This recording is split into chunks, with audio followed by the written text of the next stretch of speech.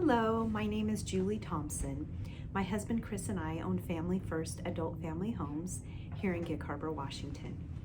We have 6 locations and have been in business for 23 years. I'm here to share with you what adult family homes are, who they serve, and give you some good questions to ask when looking at this setting for your loved one.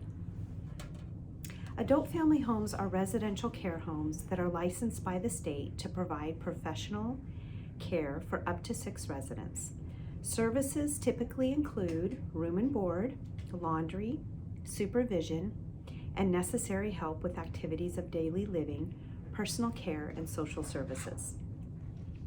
Adult family homes serve seniors and those needing 24-hour care. They can be a great option for someone needing a smaller home setting that provides more personalized care. Some of the diagnoses adult family homes specialize in, but are not limited to, are dementia, Alzheimer's, Parkinson's, stroke, diabetes, specialty diets, and hospice care. Some adult family homes specialize in serving those that are developmentally disabled.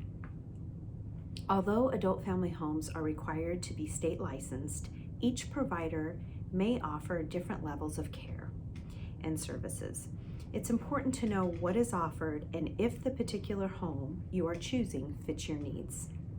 The staff on site is required to have a minimum of a CNA or Certified Nursing Assistant license.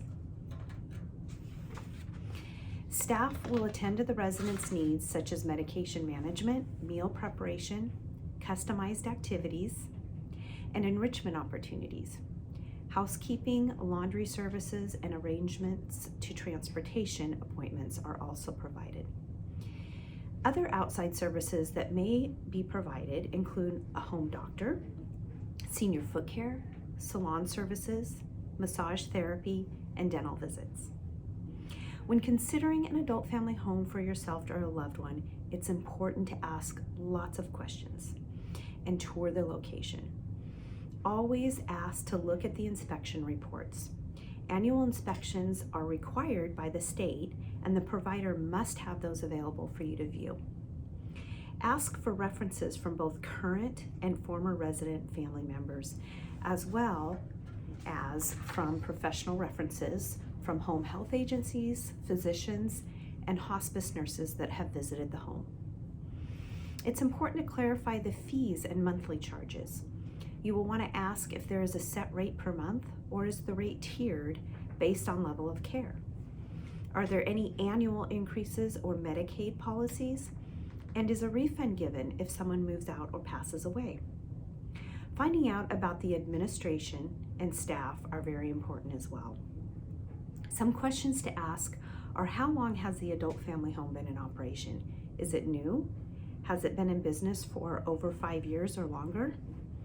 What medical and clinical experience does the owner have? Ask about caregiver turnover and how they staff the home. Do they have more than one person there at a certain times of the day? Is the night staff required to stay awake, or are they allowed to sleep? How many shifts are there in a 24-hour period? And do any of the caregivers or owners live on site?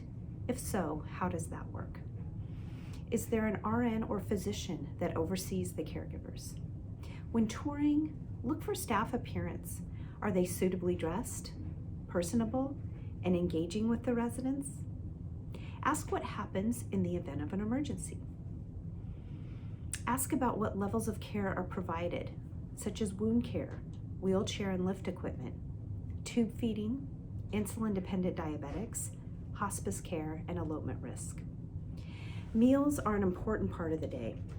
Ask what type of menu is followed. Are meals eaten in family style as a group? Will the home meet dietary and cultural food preferences? Can my loved one's favorite foods be provided? And if so, will I be charged extra for those items? When touring the home, pay attention to the physical setting of the home. Upon entry, do you notice any odors? Is the home clutter-free? What furniture items, if any, are provided upon move-in? Another point to pay attention to during a tour is the interaction with the other residents. Do current residents look comfortable and well cared for? What type of resident conflict management resolution is used? How are behavioral or mental health concerns addressed? COVID protocol, unfortunately, is another important item to bring up and clarify.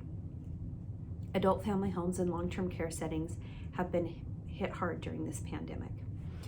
Adult family homes have had a much lower rate of infection than larger facilities.